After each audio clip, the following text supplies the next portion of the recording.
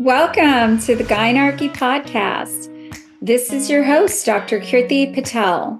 Here we place women's health and feminism front and center where they belong, engaging in conversations that range from the fundamental to the fearless.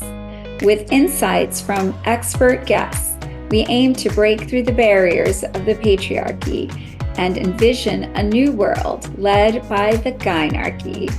So let's get started and dive right in. Welcome to the Gynarchy Podcast. This is your host, Dr. Gynarchy Patel. Today, we're going to be talking about female anatomy and specifically myths about the vulva and vagina. And today I have a special guest. Her name is Jessica Pinn. She is a women's health activist and educator and founder of the Sexual Health Equity Project. She has successfully, through her work, gotten 15 medical textbooks changed to better reflect women's anatomy and has been featured on The Daily Show and also interviewed for the New York Times regarding her work. So welcome, Jessica. So nice to have you. So nice to finally meet you after following you on social media. Thanks so much for having me.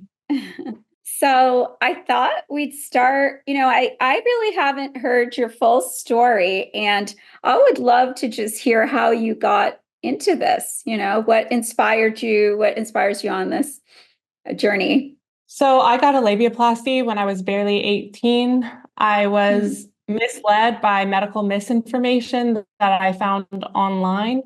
I was actually just looking up information about the clitoris at 17. I did not know what a clitoris was, which looking back is a bit sad and embarrassing. So I was online trying to find out. I had never even heard the term vulva or labia minora. So I was looking up information about the vulva overall because it was like, I was online and just realizing that all I'd ever been taught was that I had a hole, basically. I'd only been taught vagina. I didn't know anything about what was external. And so when I was looking for information, I was exposed to labiaplasty advertisements, which told me that protruding labia minora were considered unfeminine and embarrassing. They said that protruding labia minora were quote unquote hypertrophic. Hypertrophy means excessively developed. At 17, that sounded like a pathology. It turns out that according to a review of 10 normative studies, protruding labia minora are more common than not. So I had actually totally normal labia minora. And what I have learned since is that one of the main reasons they stuck out is because my labia majora are unusually small. So that's another thing to consider. Like I didn't actually have particularly large labia, but they stuck out. And only after reading what doctors were saying did I have any insecurities. I read that protruding labia minora were caused by excess androgens, which I looked up and found out were male hormones. So that made me feel ashamed. I read that they were caused by sexual activity and masturbation. And back then I was really impacted by purity culture. So I felt ashamed over, my vulva looking like it was quote unquote used up or like I masturbated all the time. So I was just mortified and thought I had horrible, embarrassing. Yeah. Wow. So I also read that it was caused by aging. None of those claims are supported by any evidence. The claim that protruding labia minora are caused by sexual activity and masturbation comes from the 1800s. So what happened is some plastic surgeon who wanted to make money off of labiaplasty cited 19th century medical literature as a source for the claim that protruding labia minora are caused by sex and masturbation. There is no evidence. And that claim has gotten spread around. So it's been repeated throughout medical journals and on medical information websites. It's on Medscape, for example, which should be a reliable source. That's horrific. I never learned anything of that sort in med school. Do you think that is still going on to this day? Like the claim that masturbation is causing that, or age or sex? It probably isn't taught in med school anywhere, hopefully. Okay. However, it has been spread around plastic surgery literature mainly, and Mm. maybe a bit in OBGYN literature. I know in OBGYN literature, they have repeated claims that protruding labia minora are caused by excess androgens and by aging. And Mm. those two claims also cause me to feel insecure and are also not supported by any evidence. 10 normative studies have been done. No positive correlation between age and labia minora size has ever been found. Actually, I think even more than 10 normative studies have been done. There Mm. was just a review that came out a while ago that included 10 studies, and they found that there was no positive correlation between Mm. age and labia minora size in any No. of the studies. So at 17, you did your own research. I mean, so it sounds like, obviously that is one of my pet peeves is sex ed in this country is really deficient. So obviously that was a problem. And then independently, you had some questions about your body. And when you went to go research, you saw all this false or scary or, things that made you see a doctor then. Like, did you tell your parents? Did you go independently? Was it a gynecologist? What kind of doctor did you see? Yeah, so first, actually, I told my mom, and she said that was a stupid thing to worry about. So Hmm. she acted disgusted with me, which wasn't very Oh, helpful. And she okay. said, "Oh, those flappy thingies, they are supposed to be ugly," which also wasn't. Oh, not So very then, body positive. Yeah, but it's of course that generation of women. I mean, I know this is just imbued into us to have shame about our bodies, right? yeah, so then she took me to her OBGYN, and Mm. her OBGYN told me I was normal, but at the time I Mm. wanted to know how normal I was because I had already read so much online and in medical Mm. literature about how hypertrophy was normal, but also unfeminine and embarrassing and caused by sex and masturbation and Uh, aging and excess male hormone. okay. Doctors would also say that it caused problems with sex. So I was Mm. actually afraid that I would have pain with sex. So you Uh, hadn't become sexually active yet, and this was just based on what you read. You were worried. yeah. Yeah. So recently, I actually found a video from a very popular influencer with millions of followers who Mm. talked about how her OBGYN told her that she would have problems with childbirth and with sex when she was Because only of the 15. labia? Yeah, and so she Wow. had a labiaplasty when she was 15 because of her OBGYN's concerns about hygiene problems and potential problems with sex and childbirth. Wow. Okay, so your mom's OBGYN didn't tell you there was a problem, but did you seek out a plastic surgeon then? No, so what happened Or was I wanted information on how normal I was. And so since oh, then, I have tried to get OBGYNs to be aware of the normative data that is out there. So for any girls who are concerned, there have now been studies of normal labia minora size. I actually think that the best study is the Gynodiversity Project. mm, So it's not one published in a peer-reviewed medical journal. It's one by a woman who had hundreds of photos submitted to her and, basically like kept track of all the different dimensions and she shows them all in this PDF that's very informative. that's And nice. Like a reference, a photographic reference of all the diversity of the labia. yeah, so I Okay. think, that would have been the most helpful for me when I Mm, was 17 because I would have yes. seen, oh, okay, I'm like this many women. And she really Right. breaks it down. So Okay. she reported that only 43% of her sample had protruding labia minora, Mm-hmm. but she had a separate category for women who have their labia minora at the level of the labia majora, but Mm-hmm. visible. Okay. Uh, so I think sometimes like the definition of protruding might vary, Mm. based on how they're defining it. When I was 17, after the research that I did on labiaplasty, I thought that what was normal was to just have a line, basically, like to have everything tucked in, Right. which Okay. It's which not the according to norm at all.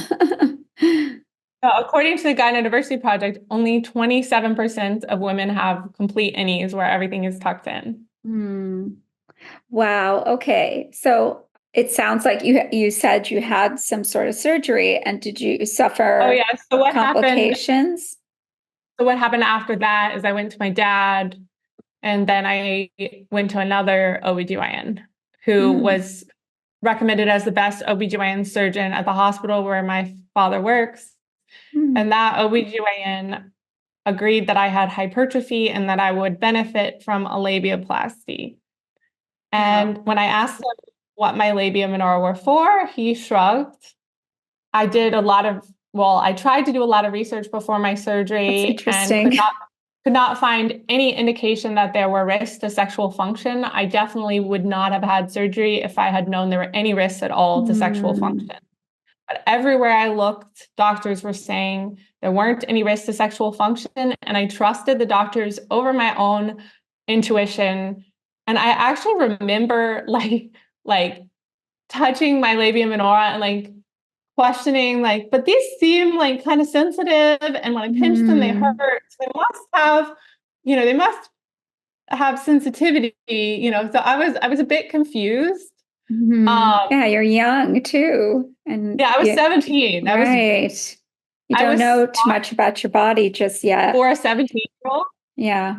Yeah, I also didn't know how to do proper research either. I didn't do a very thorough job looking at information, because if I had been thorough, I might have found a study. Sorry. If I had been thorough, I might have found a study that found more nerve endings in the labia minora than in the clitoris. And I might have found, papers by Masters and Johnson talking about the role that the labia minora play in facilitating clitoral stimulation during intercourse. But I didn't find any of that. Instead, I was looking at labiaplasty outcome studies and trusting what was in them. Okay. So your experience, and I assume some negative outcome, right? Did you have problems after the surgery, or do you long-term issues? Yeah, so my labia minora were completely amputated. My doctor did a clitoral head reduction without my consent. He partially amputated the clitoral frenulum, and he damaged the nerve supply to the clitoral glands. So I lost a lot of clitoral sensation. And after my surgery, I was confused and I blamed myself. Which also is crazy looking back. And I really want women to understand that if anything happens to them after a surgery that was not in their consent form, was not told to them before their surgery, then it is not their fault, right? You only consent to the risk that you're told.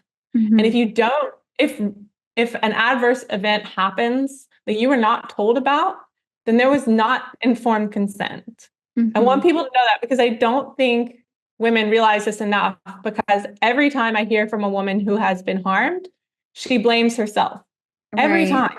Right. And I always ask, how are you supposed to know? And so they always did not have sexual dysfunction listed, I assume. Oh, no, my consent form was just a fill in the blank form. My doctor just put excision of redundant labia. He didn't even specify which labia. Okay. Wow. And all he told me was, all surgery carries risks, right? Wow. And he said, you talked to your dad about this, right? That was it. Wow. Thank you so much for sharing this really personal story. I think it's amazing that you are so open about this, something that would, make a lot of women squeamish to talk about. And I do think we need this, because I do, in my own practice, intermittently have questions from especially young women about how normal they appear and whether something should be done. I wonder where it comes from. I think we've talked about this, maybe, DM'd about this. And I was thinking, is it partners? Is it, what they're seeing online? Is it porn? What do you think is causing young women to feel like something is wrong with their appearance? In my opinion, I think that medical resources are the primary culprit. Wow. That's really devastating as a doctor to hear, I know that people disagree with this, but if you look at research on where women get their ideas of what is normal from, they get them primarily from medical resources. Also, doctors have tremendous authority in society. So women are going to trust what a doctor says like multiple times more than they will a random person on Reddit, right? And they're not going to question what the doctor says as much. And that's why plastic surgeons can say that sex causes labia minora to get bigger, and they can publish that all over the place. And women do not question it, and they don't get mad at the surgeons. But if a random man on Reddit says it, right, women will go after that man and make fun of him, get angry. Yeah. Doctors have tremendous authority, and the reason why is because our healthcare system relies on trust in doctors. Like, people have to trust their doctors because so often we're put in situations where we need to trust doctors because we get sick, and we have to be able to trust doctors to know what's right for us.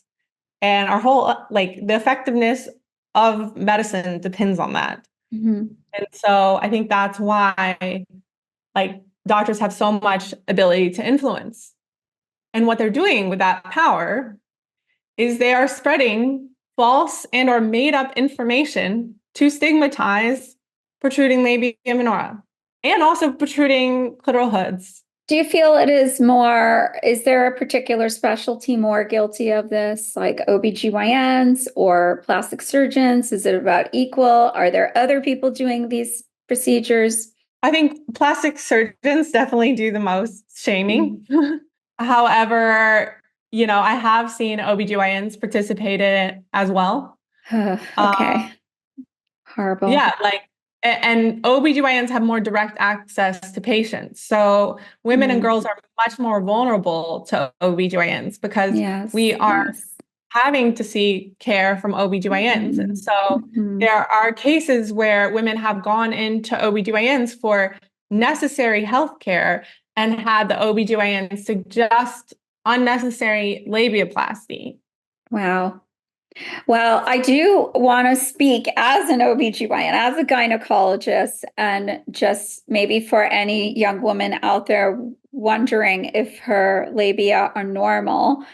I would say in over 20 years of practice, I have maybe seen one or two cases where there is true hypertrophy of one labia minora versus the other. Most cases, it is just very normal appearing vulvas, labias, labia minora, and they are supposed to be like your eyebrows or your breasts, like sisters, not twins. And I also do think that, like that resource you mentioned, people should consult things like that instead of, maybe even doctors' websites, sadly, because labia come in all different sizes, shapes, colors, configurations, so that's sad to hear. Yeah, I mean, I will talk about other sources of insecurities, but those just personally, I was only affected by what doctors said. Every now and then women, do talk about encountering a man or, a young man generally who makes a comment.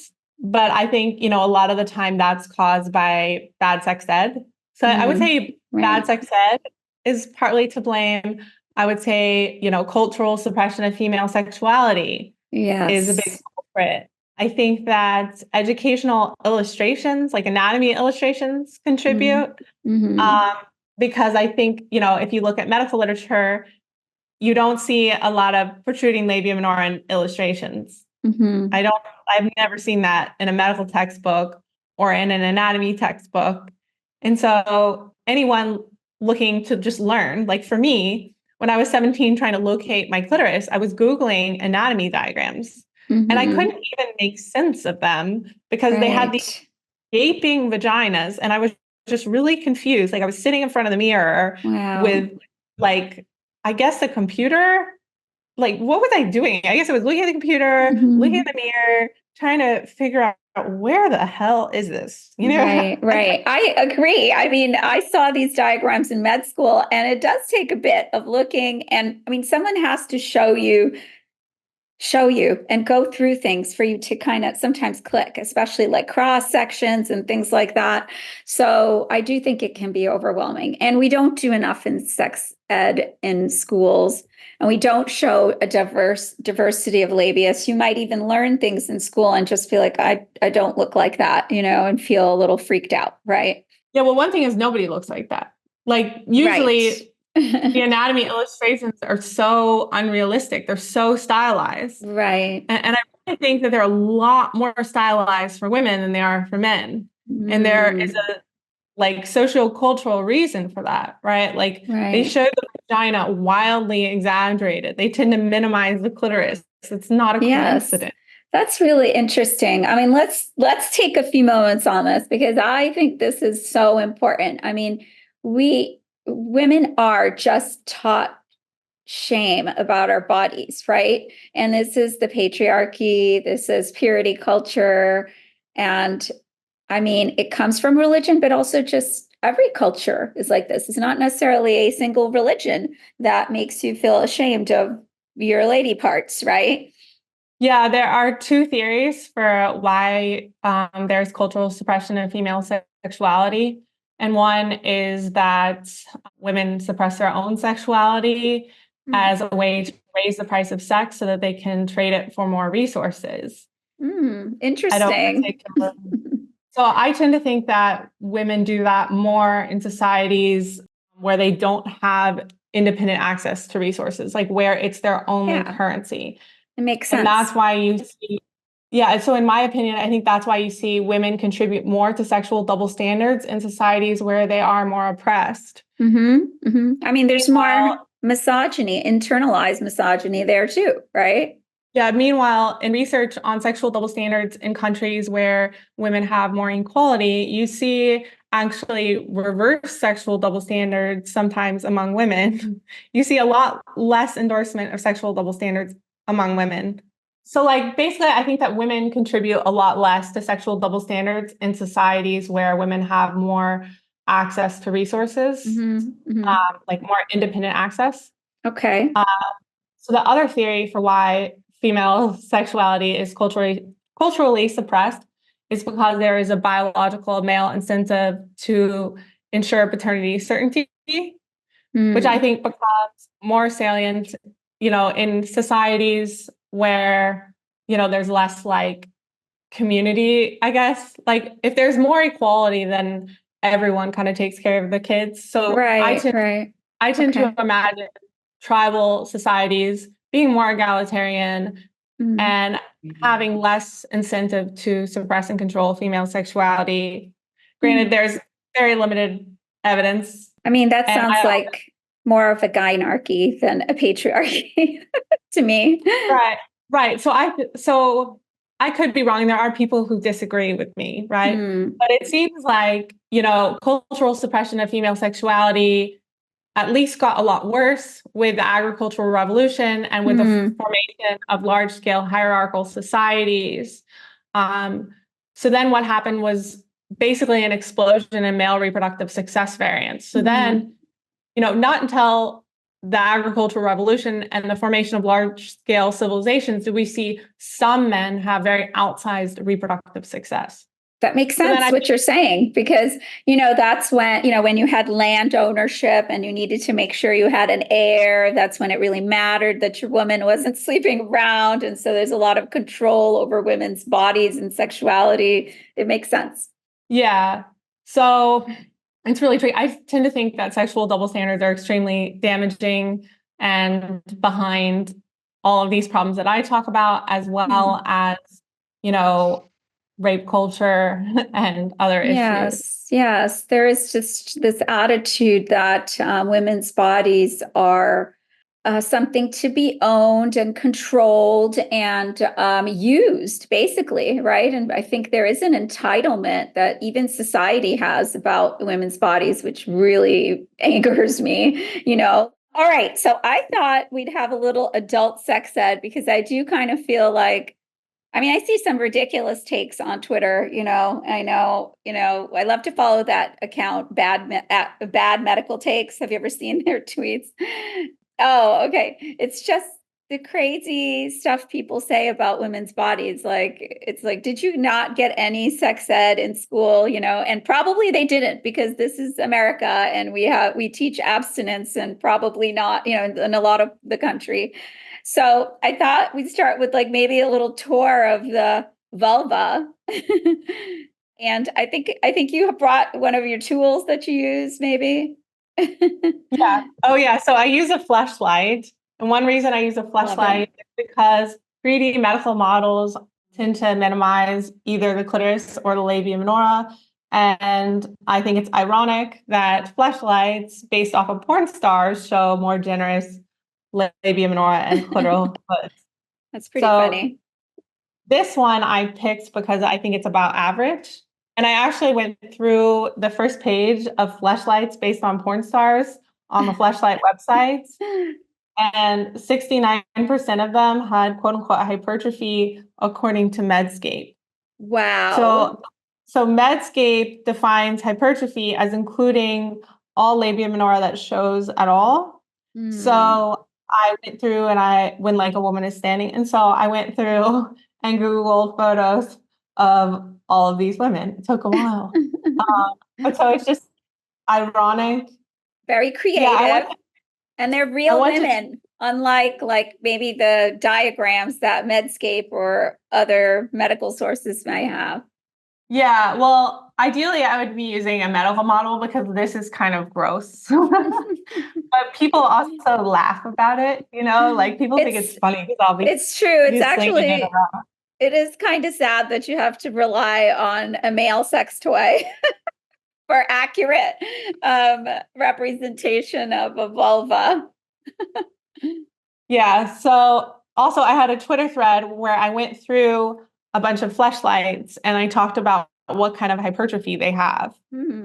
And the woman whose vulva this is, got offended, which I thought was weird because I said, I'm repeating what doctors are saying.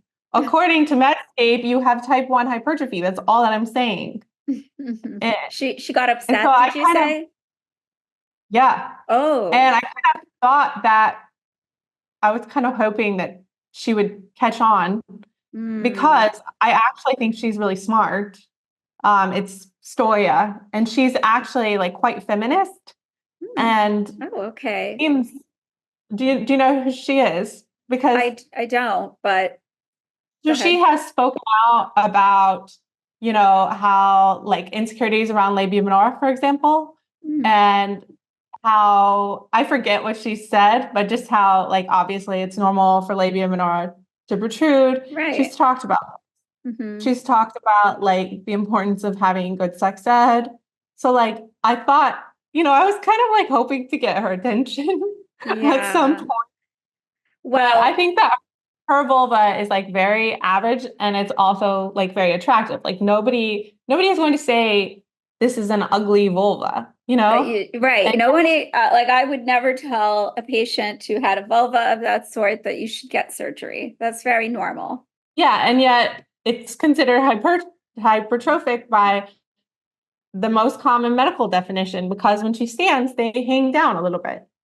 Yeah, that's just a normal Which variant. again is okay. Some of the one thing I wanted to talk about is just how we always refer to women's genitals as the vagina, but I really would like to shift and for us women to always be referring to the vulva. So, you're showing us the vulva, not the vagina. So that's what I want to make clear to everyone. Vagina is very, in my opinion, male-centered because it's focusing on the hole, like you said. Like we're not just holes there. And, that vagina is where we have sex, where we pass menses, have periods, and childbirth, right? That's not our source of sexual pleasure. Yeah. So one thing I say is when we call the entirety of female genitals a vagina, we define female genitals based on being a birth canal and a cavity for male pleasure. Yes. Basically, what you said. I also think that this conception of female genitals as primarily a birth canal and a cavity makes women vulnerable to negative messaging about vulvas because people aren't even speaking about vulvas. Right. And that would make sense why, you just had me have a light bulb go off, because it's sort of like that would explain why you want to just make it everything just a line, right? Yeah, so I didn't think of that personally because I default assumed I was normal.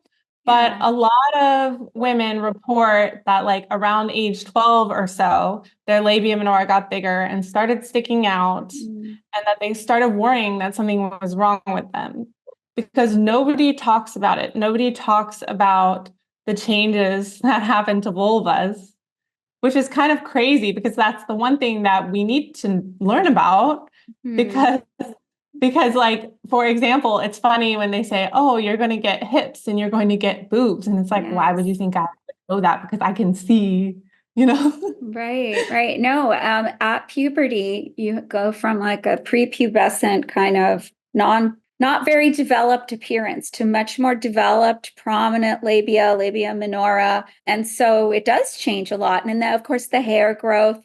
Yeah, it's kind of too bad that we don't tell women about that. And another, changes happen throughout life too, and in menopause. So, but anyway, another thing is just, sometimes I don't know if this is just clickbait on Twitter, but sometimes people will be like, and it's of course male accounts, and maybe just to piss off feminists, they'll say, the clitoris doesn't exist, or, female orgasm is a myth, which is so ridiculous.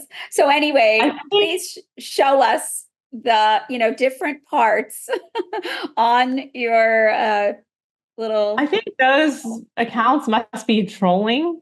Yeah, probably. That's so weird. But I think there's a lot of young people who get no sex ed that are also online. And it's like, where are they supposed to learn this stuff? I actually didn't know that women had orgasms until I was 18. Yeah, exactly. They don't teach you that. Where do they teach you? You might learn from a friend. I don't know. It's terrible. So we should be talking about that. I learned from Cosmo magazine, which suggested that I should be orgasming from penetration. And, I had a bunch of articles about sex positions, but didn't really talk about the clitoris.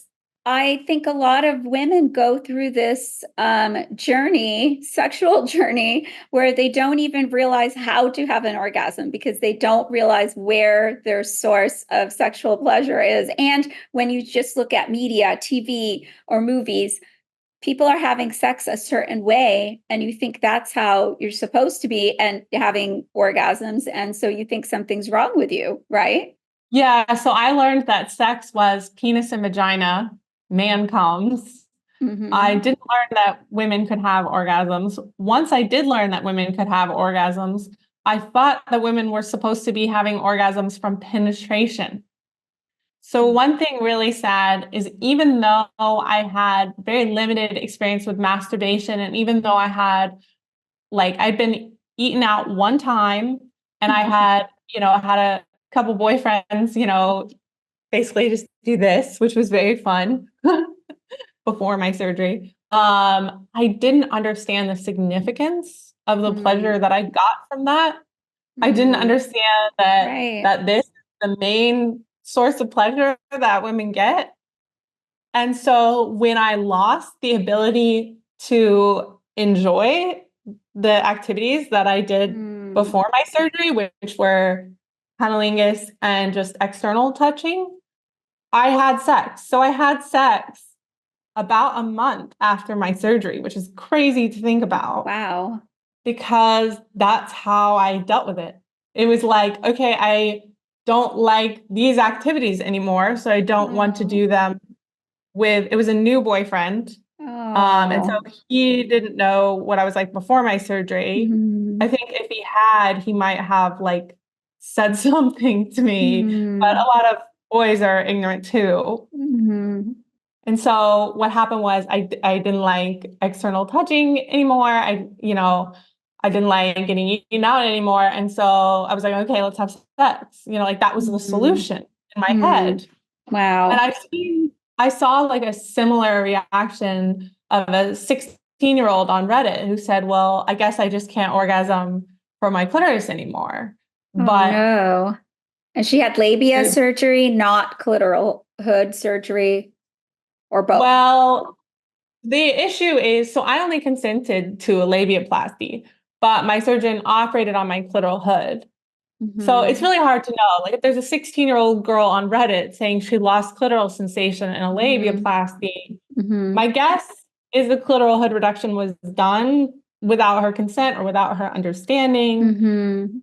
There also have been women who have only had labiaplasties, but still reported at least a partial loss of clitoral sensation. And I think the way that I explain this, because I don't just assume that they're crazy, I tried to figure it out, is I think, women perceive the frenulum as part of the clitoris. Okay. Right? Right. The frenulum is very sensitive. Like these two folds immediately below the clitoral glands, they connect the clitoral glands to the labia minora. They're often very sensitive. The frenulum is also very sensitive in men, and it's innervated by the labial nerve. So if they remove too much of the labia minora, I think they're cutting off this nerve supply. So like I don't have sensation here either, because like my frenulum was basically amputated. So I think that's what's happening in these cases. But yeah, so I had sex and it wasn't any good. I think we had sex one time, maybe two times. And then he wanted to have sex again. And I didn't want to. Like we were in my house, I remember. And in my head, part of my concern were like my parents were home, but they were sleeping, but still, and he left and I texted him, hi, I don't want to see you anymore. Or like, I'm breaking up with you. And he called and he was like, why are you breaking up with me? and I said, I have a bad feeling or something. Oh, I'm sorry. In retrospect, the reason I dumped him was because I didn't like having sex with him and I felt like I was expected to. So I dumped him. Okay. So it took... You shouldn't feel pressured into sex. I'm oversharing, but it took me a little while to register that like I had been like my sexual function had been damaged in a significant way by my surgery. So you noticed a change because from before, a drastic change. I noticed the change immediately, right? Because I no longer enjoyed the activities prior. The problem is I had such a poor understanding of how my body worked and how sex was supposed to work, how female sexual pleasure works, that I didn't understand it as significant because I thought there was supposed to be a magical spot in my vagina. Like I actually thought like, the G spot was where it was at, and I couldn't really find it.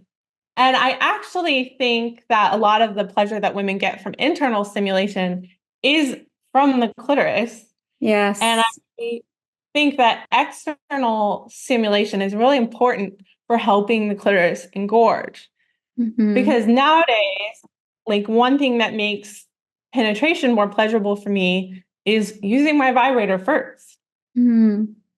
Okay, that makes sense. Yeah, I think these types of things need to be discussed. I mean, it shouldn't be a mystery what, and playing, like doing self-experimentation with partners, you should kind of have a concept of what the pleasure areas are for women. And I think that we do need to emphasize the vulva, the clitoris, the labia, those are the homologs. I think I saw one of your TikToks where you're talking about this.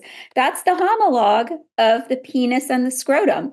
Men know that the penis and scrotum are very pleasurable, right? So that equivalent for women is the clitoris and the vulva, the vulva, basically, the clitoris and the labia. So, and I think women don't even recognize it. Like you said, they're expecting to have penis and vagina sex and have an orgasm, and then they're disappointed or frustrated when that doesn't happen. Yeah, so actually, like the female equivalent of the penis is this plus this whole thing, actually. So Right. including the labia minora and the Right. clitoral hood, and then the clitoris.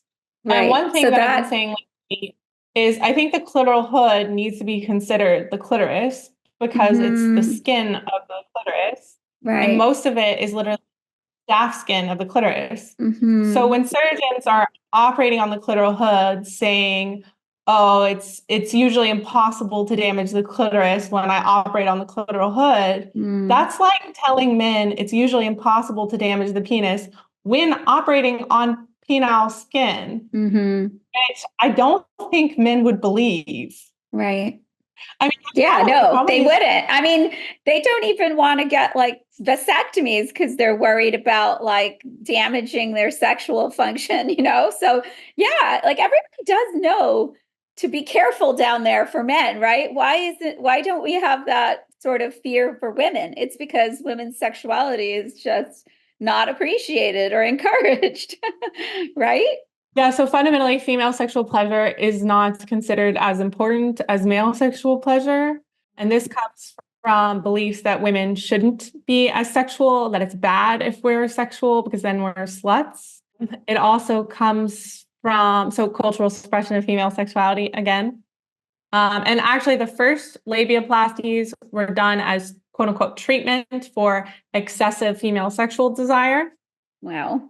At one point during the eugenics movement, they sterilized some women for having prominent genitals because they believed that it meant that they were promiscuous.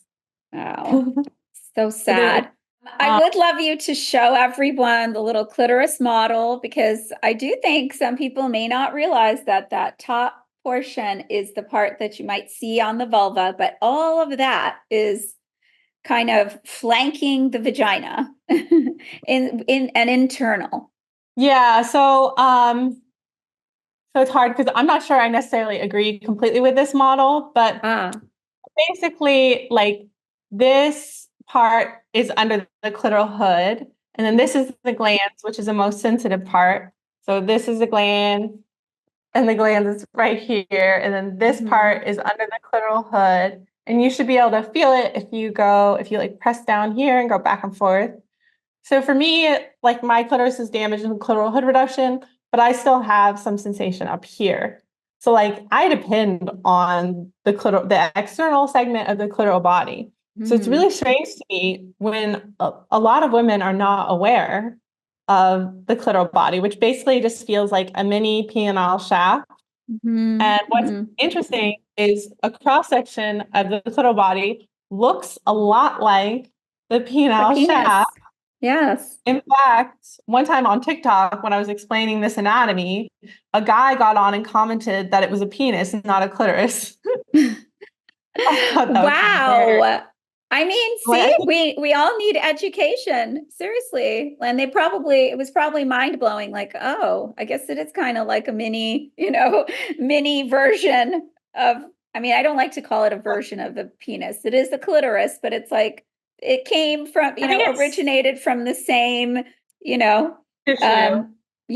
I actually think that it's helpful to compare it to the penis because everybody understands the penis. Everybody understands That's right. The penis is important. We have a penis-focused society, so at least for me, when I've wanted to get men to understand, and at least in my personal life, men have been extremely, extremely receptive to the education that I give them. Women have actually been less receptive. Really? Yeah. What's the resistance? I think a lot of women feel like they are better women if they orgasm from penetration alone. And so they have like a mental block that stops them from hearing what I have to say about the clitoris sometimes. That's fascinating. Okay. I also think that a lot of women are uncomfortable with the suggestion that they have a mini penis. Well, I think that men are like, oh, cool. Like one time I was I mean, there have been, I mean, I do think that some men, I mean, these are obviously homophobic or sexist men. They may not like that either, that idea, but Right. I mean, definitely online. Like, obviously, most of my online supporters are women. On Twitter, interestingly, it's 50-50. hmm, On Instagram, it's like 77% women, I think. On wow. TikTok, it's 73% women. I think this is That, interesting. that, that support or don't like the, All right, that are following me. This is my oh, follower oh, demographic. oh, okay, okay. And so Interesting. I take that as like some indication of who is interested in this topic, right? Right, right. Um, I think a lot of this is dictated by the algorithms and how Mm, those might be different on the different platforms. hmm. I do find that, like, at least when men are in my comments, they tend to be really interested. In my personal life, men have been very interested, and it's been easier for me to talk to men, which is interesting sometimes Yeah, that is because interesting. because men just automatically agree with me. Hmm. And I might have some pretty privilege that helps with this. But, now that I'm 37, I don't know that I necessarily have that much pretty privilege. Oh, And you it have still seems, pretty privilege. it just seems Um, like men just, they accept that I'm an authority on the clitoris, and they're just like, yeah, that makes sense. I also yeah. think sometimes, like one time, a man who followed me on Instagram said he tried to get his ex-girlfriend to follow me, and she wouldn't. And she said that my activism was stupid and that her clitoris wasn't that important. And he was like, what are you talking about? What about all those times that I made you come by going down on you? And she was just like, What did she think that was from? Just okay. I I mean, think like, I think you and I agree on this too. Is I personally think even women who have vaginal orgasms, which is in the minority of women, it's actually clitoral orgasms because of the shape of the clitoris. Part of the clitoris is internal, and exactly. So one thing really funny, well, that and also, so like research has shown that the ability to have a quote unquote vaginal orgasm is correlated with the distance between the clitoral glands and the urethra. hmm, Un- un- Unfortunately, they haven't looked at the difference between the clitoral glands and the vagina. So I'm assuming that it's about like that the distance from the urethra is like correlated with the distance from the vagina. I okay, don't know. interesting. I wish Okay. I do think that like probably the reason that they found that it's correlated with the Hmm. distance to the urethra is because in those women, the clitoral glands is closer to the vagina. Okay, interesting.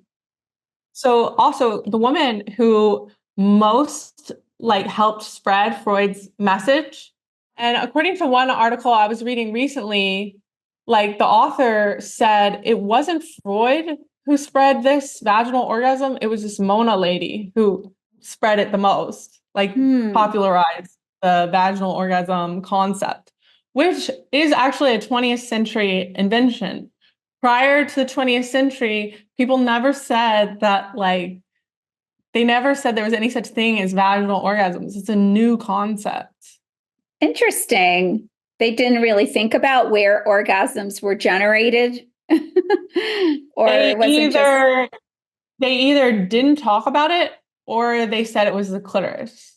oh, interesting. Yeah, because the So clitoris has been known about for centuries, right? So clearly there was recognition of an organ and what it did, right? yeah, so even I should find this article, but and maybe make a post about it. But basically, like Hippocrates recognized that the clitoris was a source of female sexual pleasure. You Yes. know? I've read that during those Roman times, yeah, I guess nymphomaniacs or whatever they judged as nymphomaniacs, that's when they first performed clitorectomies, right? Yeah, I I guess think I read something like right. that. And the practice of clitorectomy is a blatant recognition that Right. the clitoris is a Exactly. source of female sexual pleasure. Exactly. So, It's really terrible to hear that in the year 2024, there are women denying the importance of the clitoris. Like, we need to be talking about the vulva, the clitoris, the labia, and how essential they are. Yeah, and I actually think like it all works together. So I believe, and so what Masters and Johnson believed, and also Cher Hyatt, and also Mary Jane Sherfy. So like these famous sex educators, they all agreed that indirect external clitoral stimulation was occurring with penetration. And somehow this theory got silenced. And I think the reason it got silenced because some women felt like they were being told that they should orgasm from penetration alone. But that's not what anyone was saying. What they were saying is that in some women, that it's enough. And it's weird because I know, like, at least with a couple of my friends, like they orgasm from penetration. It always gets awkward because like sometimes for some reason I feel more uncomfortable talking to women about this stuff than men. Well, it might be. I get it, because you might feel like, am I crossing a line that they're not comfortable talking about things, right? Yeah. I tend to have less of that problem as a gynecologist. So if they're seeing me, I can ask things like that. And Right. I guess I'd never want to make anyone uncomfortable. For some reason, I don't worry about making men uncomfortable.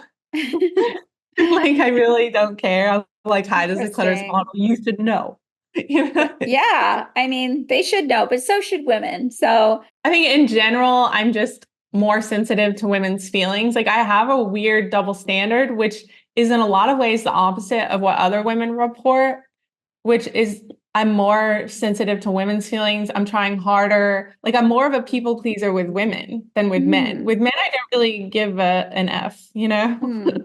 I mean, I don't know. I have a lot of girlfriends and we just talk about anything and everything. But I think with the new people, that's a little more awkward. But still, I think I can get away with that more because I'm a gynecologist. I usually tend to go there. Like if there's a cocktail party and I'm having a glass of wine, people are asking me things. And so it's just an opportunity. So I think if you present yourself as a sex educator and that these are your passion projects, I don't know. But recently we had like a girls' brunch and a friend was asking me a lot of questions, but I still felt nervous. I think one reason why is I'm more likely to get triggered in conversations with women. You know, like I had one female friend say that what happened to me wouldn't have bothered her at all. Oh. And that's hard for me to hear. Yeah, because she believes she has vaginal orgasms. And I don't agree with her, but I'm not going to tell her she's wrong about her own body. And so then I just want to subject. Yes. So, unfortunately, like men's sexuality is there's like just a certain way, but women achieving orgasm can be a lot different, you know, we're individual. So I actually think it's all the same because I think, sorry, what I was going to explain, which is what Masters and Johnson agreed with and Cher Hyatt agreed with, is that basically it all works together. And remember, the labia minora, you know, in a lot of ways should be considered extensions of the clitoris or even maybe part of the clitoris because they are homologous to part of the penis, to basically like ventral shaft skin. And they're attached to the clitoral glands ventrally or on the bottom, and then they're attached to the clitoral body and clitoral hood, you know, up here. Interesting. And pull on that, like, so when you penetrate like this, you're getting stimulating, right? It's pulling on everything. That makes sense. And so how do you not get stimulated when you know your clitoral hood is going like this and it's getting moved like from two different angles? That makes sense. It's like a lever system.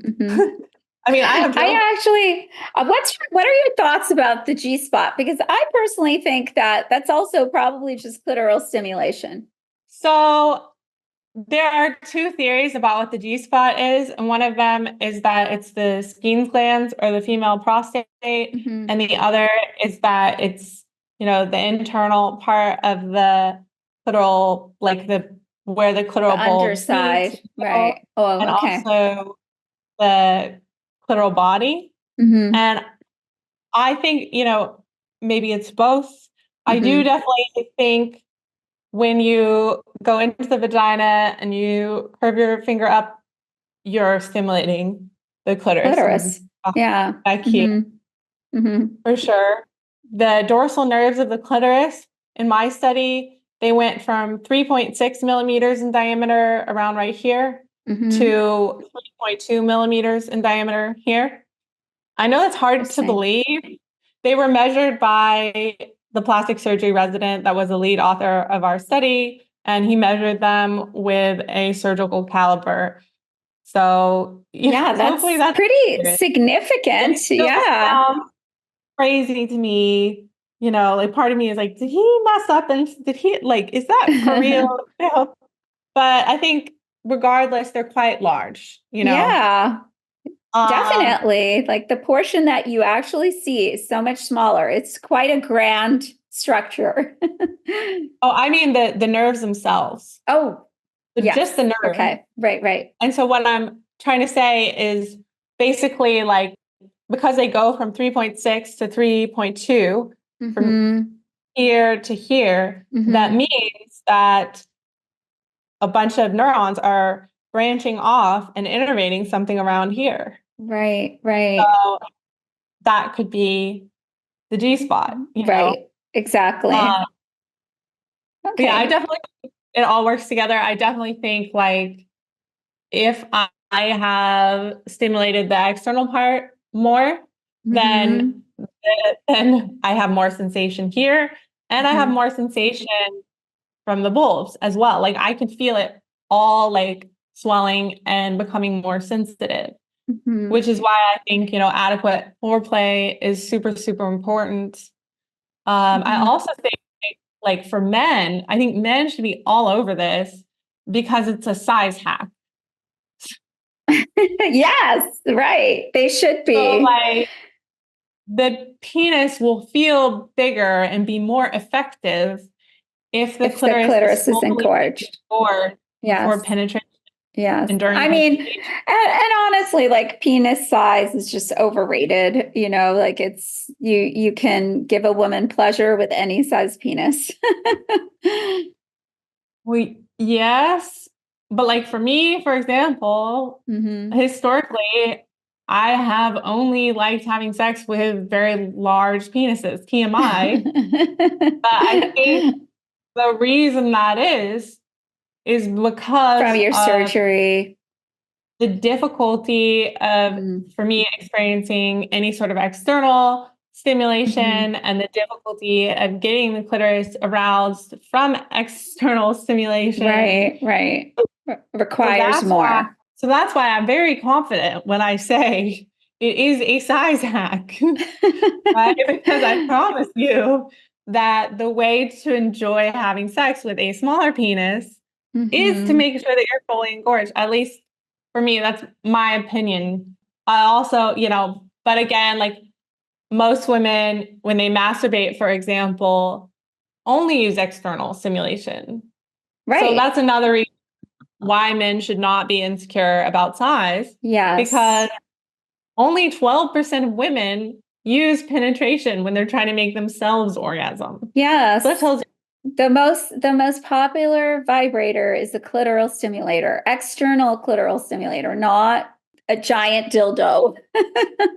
you know, I want to touch upon a few other things because we're sort of running short on time, but I guess I also wanted to just talk a little bit about other things women are shamed for regarding their vulva and vagina, right? So that's sexual, just dispelling some myths, like that more sexual activity does not make your vagina looser, for example, which is ridiculous. And then also, just the other thing that I can't stand is just this whole feminine hygiene industry, that makes women feel like their vulvas and vaginas are dirty and smelly, like, I don't know. What thoughts do you have on this? Well, first of all, I actually have a theory that sexual activity might actually make your vagina tighter. I mean, Really? I love well, I that. could be wrong, and there's no research, of course, but like, okay, when you orgasm, your muscles contract. And so I True. think that for It is women who are having exercise. a lot of orgasms, it's like doing a lot of Kegels. Yeah, that is a good point. I like that. I want to keep thinking about that. That's a good theory. It's true. I think we need to move away from women being told by society and this whole feminine hygiene industry and the patriarchy basically that a vagina or vulva are supposed to smell like floral or whatever, like a summer's breeze. you know there's natural pheromones and it has its own scent. So, and I think we do too much. I've actually seen patients develop like chemical rashes and burns from the things that they use down there, over cleaning.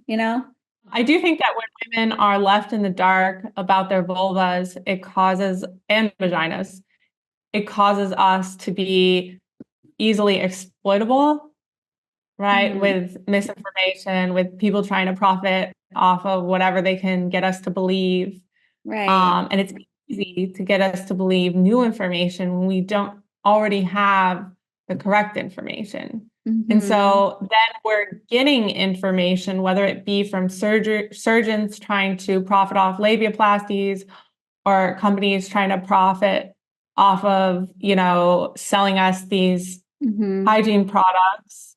We're getting information from people trying to make money off of us Right, and right. motivated financially to tell us Hmm. information Hmm. that may not be true. That's such a good Yeah, point. Like giving women insecurities to then market to those insecurities, make us spend money on fixing things that really aren't broken. but I think it's much, much easier to give us insecurities when we're at a starting place where we don't know, like we don't know Hmm. anything. And so then Hmm. we're looking for Hmm. answers and then we're getting it from people who are trying to sell us things. Hmm. Hmm. That's a good point. At the same time, I think another issue is that getting left in the dark about vulvas and vaginas leaves a lot of women maybe actually having hygiene problems. And I know this is like a hot take.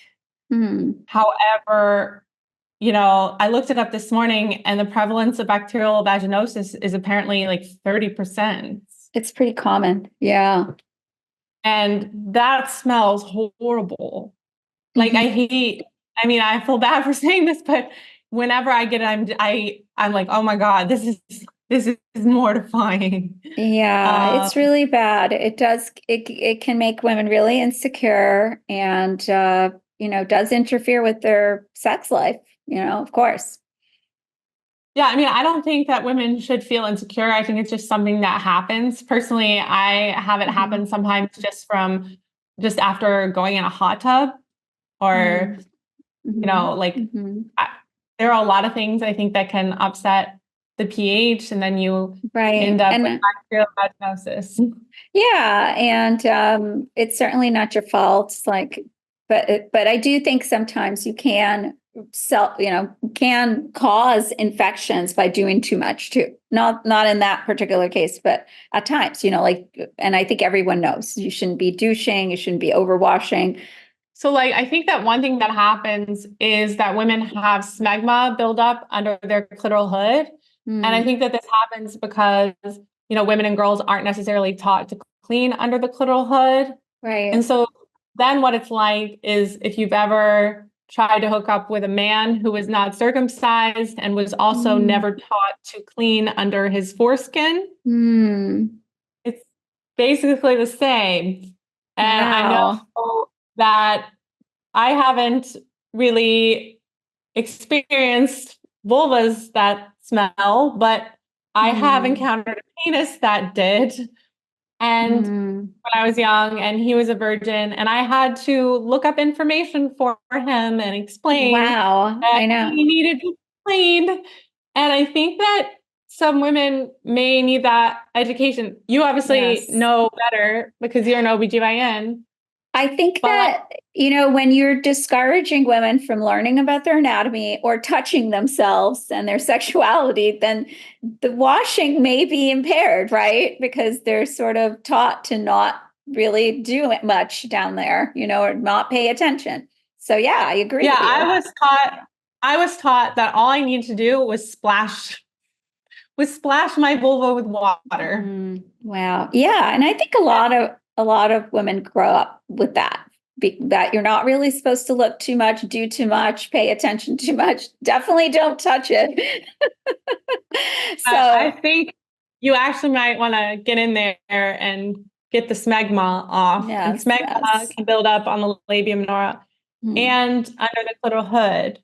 And so another thing that OBGYNs say and plastic surgeons say about large labia minora is they say that they cause hygiene issues, which is so ridiculous. You can just clean, Right. So, I think besides labiaplasty, the other things I've seen, which are horrific, are vaginoplasties to make things tighter for the man, basically. And also, I think I learned this from you, that people were doing hymenal reconstructions. I mean, how often is this stuff happening? Like labiaplasty seems like the biggest surgery, but then how often are these other things happening out there? So there's no data on how many labiaplasties are done in the US or in any country, as far as I can find. There is data on how many labiaplasties plastic surgeons are doing, but there is no data on how many OBGYNs or any other specialties are doing. I tend to think the majority are done by OBGYNs. So that's one thing I get quite frustrated with because it gets misreported in all the press about labiaplasty. Could you just look up like codes, like medical codes, to get a sense of how often it's being billed under certain surgery, like certain codes? There must be There's no procedure code for labiaplasty. Really? So how are they billed? How are they usually billed? So they get coded as vulvectomy or as a procedure to remove skin. Oh my goodness, that's terrible. So we don't have any accurate numbers or any gauge. So you think it's probably underreported, right? Yeah. The other thing that's funny is it messes up the data for those other procedures. Yeah. Wow. Also, I'm not sure how coding works when it's elective and paid for out of pocket. But definitely right. Okay. with the insurance cases, it's coded as vulvectomy, usually, or removing extra skin. What about the vaginal procedures?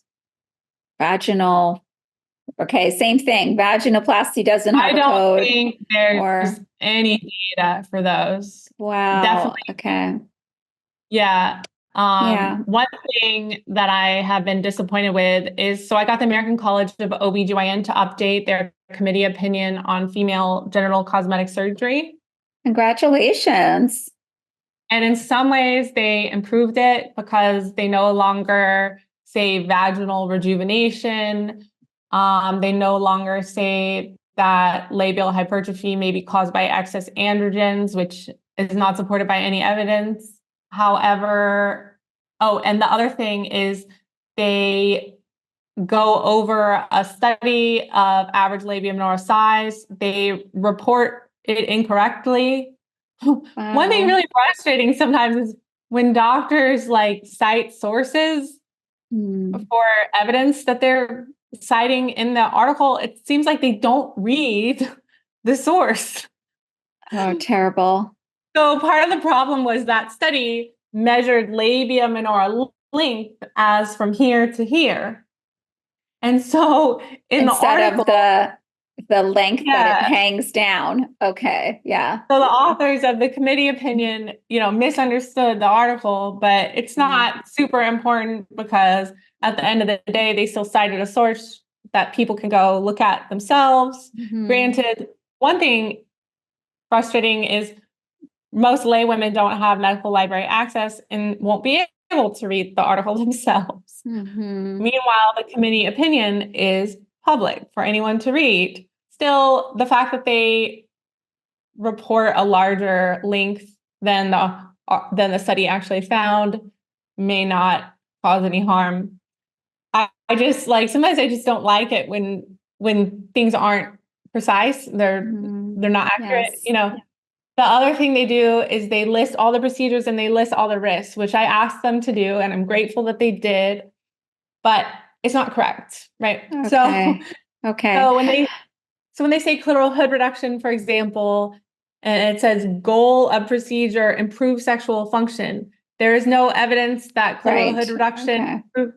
Yeah, and then cosmetic, right? Okay. well, some doctors say it improves sexual function. The first clitoral head reductions were done to improve sexual function because they thought, it would help make it so that clumsy men could find the clitoris if it was more exposed. It's not like a very big or mysterious region, but apparently, I guess it is for some. Interesting. All right. Yeah, it's pretty crazy. And saying that clitoral hood reductions improve sexual function by exposing the glands is sort of like saying circumcision improves male sexual function.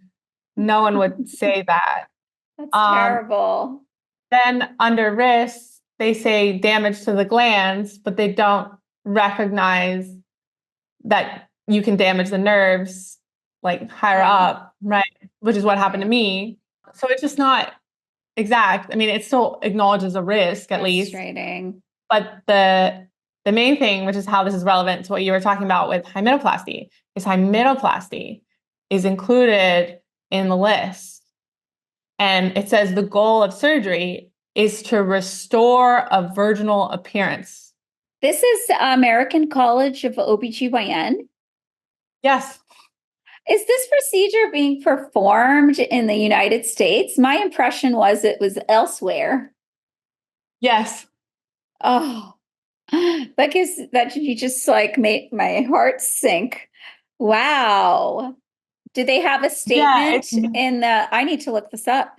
Do they have a statement kind of rejecting this as a valid procedure? No, in fact, they implicitly endorse it by saying the goal of surgery is to restore a virginal appearance. That's misinformation because you can't tell if a woman is a virgin or not based on her hymen. Yes, you cannot. I guess everyone needs to know that some women are born without a hymen. You can have every variation from fully covered vagina, which we actually have to surgically open so you can have a period, to fully covered, to perforated, to a little hymen, to no hymen. You can be born with no hymen. So that is not a marker of virginity at all. And sometimes you can have sex and the hymen will still be there. So I read it. It's crazy. In one article, they found that a lot of women who had sex already still had intact hymens. You don't always bleed. You don't always tear. It's a stretchy, thin piece of skin. So yeah, I think I read only 30% of women bleed. I don't know the exact number, but that sounds right. That sounds about right. I actually read that if you're old enough and if you're have fully gone through puberty and your hymen is adequately estrogenized, you shouldn't bleed. I didn't bleed. I was 18 when I had sex the first time. Yeah. So maybe that's why. This is a really harmful and scary myth. And it's really scary that women would want to have this surgery, or people think they should have this, and that doctors are performing it. I'm also wanting to know which doctors are doing this, because that's absolutely, I think, criminal. So yeah, hymens also, they can break from other activities, like even just inserting a tampon. Right. So many young women before becoming sexually active use tampons now. That's just normal. They play a lot of sports and you need to use tampons. So the Aesthetic Surgery Journal, which is basically the top cosmetic surgery journal in the world, gave editor's choice to a new hymenoplasty technique that involved also operating on the vestibule and the vagina and basically guarantees bleeding. Oh, this is gross. I'm so disgusted. Well, thank you. I mean, thank you so much for the work you're doing, spreading the word. This is wrong. We need to change attitudes about women's bodies and female anatomy and sexuality. Can you share with everyone what you're doing at the Sexual Health Equity Project? Well, honestly, I haven't done much yet.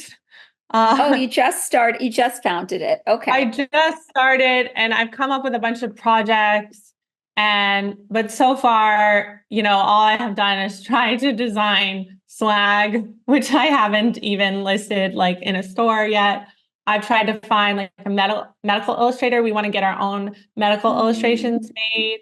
Another thing that we want to do is we want to come up with like a sort of like a template email that makes it easy for medical students to ask their programs to teach better anatomy.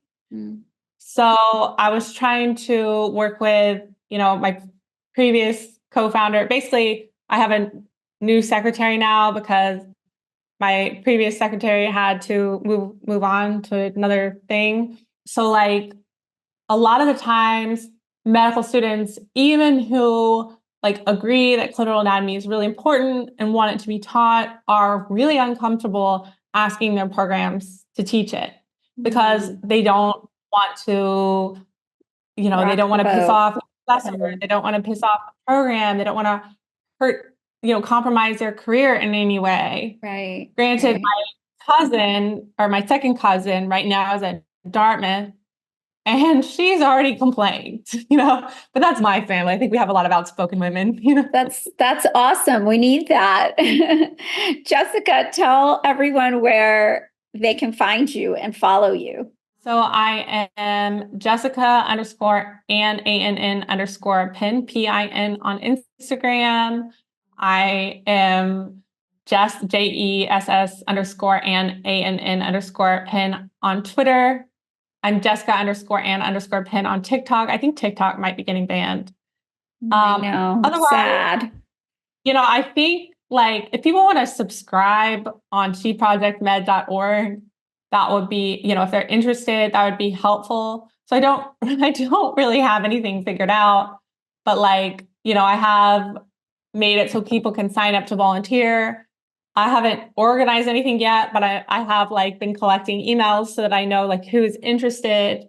And I have listed, a bunch of projects that we are working on or trying to do, like some of the things.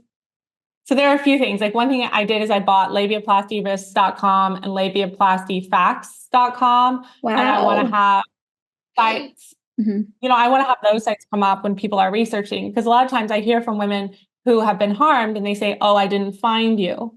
Right. So I want to make myself easier to find. Right. So there are a bunch of things.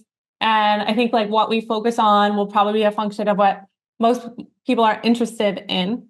So I'm just trying to figure that out. And like, maybe we'll have a newsletter or something. Okay.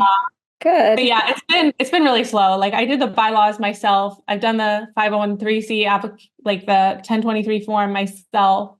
And I haven't submitted it yet because I think I'm like over analyzing and just trying to get as much feedback as I can from people who will give me feedback before I submit it because I just want to make sure that it works. It's really exciting. I mean, it sounds very exciting. I wish you really good luck. I mean, you've already done so much even before founding this, so I know it's going to be successful. I guess I'm going to leave everyone with my closing thought. The patriarchy would like us to believe that the vulva and vagina are shameful and dirty, but in the Gynarchy, we know that the vulva and vagina are actually our sources of pleasure, a source of pleasure and also power. So we should keep talking like we are. And I have a little motto for this podcast. It's down with the patriarchy and up with the Gynarchy. So thank you so much. Great. Thank you so much, Jessica. I hope you come back someday. We'll talk about something else. I mean, you can give me an update. Okay, thank you. Did you enjoy this episode of the Gynarchy Podcast? Know someone else that might enjoy this conversation?